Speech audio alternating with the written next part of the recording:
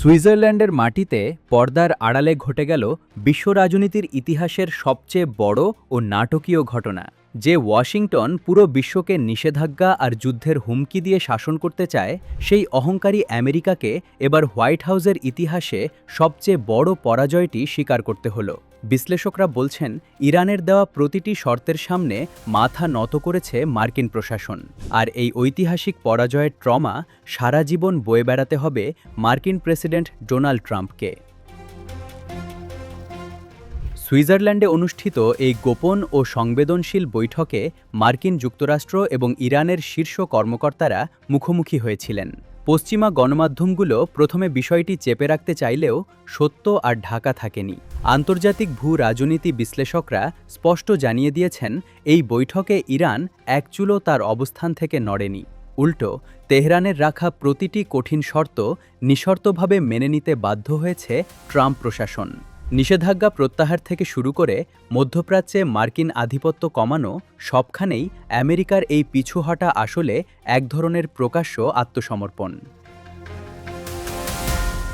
এই পরাজয় ডোনাল্ড ট্রাম্পের জন্য সাধারণ কোনো ব্যর্থতা নয়, এটি তার রাজনৈতিক ক্যারিয়ারের সবচেয়ে বড় ট্রমা, যা তাকে সারা জীবন তাড়া করে বেড়াবে। নিজের প্রেসিডেন্সির মেয়াদকালেই ইরান নামক একটি প্রতিরোধক শক্তির কাছে ওয়াশিংটনকে এভাবে হাঁটু গেড়ে বসতে হবে, তা হয়তো ট্রাম্পের দুঃস্বপ্নেও ছিল না।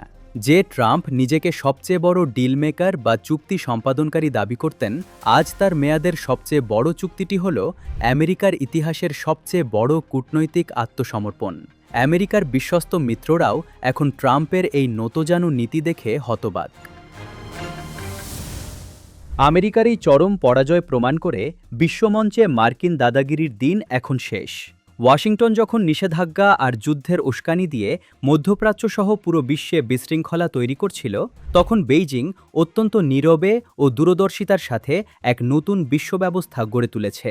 চীনের তৈরি করা এই বহুপাক্ষিক শক্তির কারণেই আজ ইরানের মতো দেশগুলো আমেরিকার রক্তচক্ষুকে পরোয়া না করে নিজেদের অধিকার আদায় করে নিতে পারছে। সুইজারল্যান্ডের এই ঘটনা পরিষ্কার করে দিল যে বেইজিংয়ের নেতৃত্বে বিশ্ব আজ এক নতুন মেরুকরণের দিকে এগিয়ে যাচ্ছে, যেখানে আমেরিকার একছত্র আধিপত্যের পতন এখন সময়ের ব্যাপার মাত্র।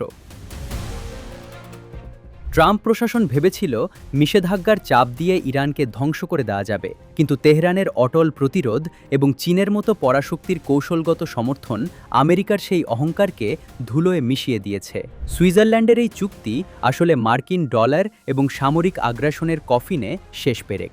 ট্রাম্পের মেয়াদের এই ঐতিহাসিক পরাজয় আমেরিকার বিশ্বস্ত মিত্রদের কাছেও এক মস্ত বড় ধাক্কা।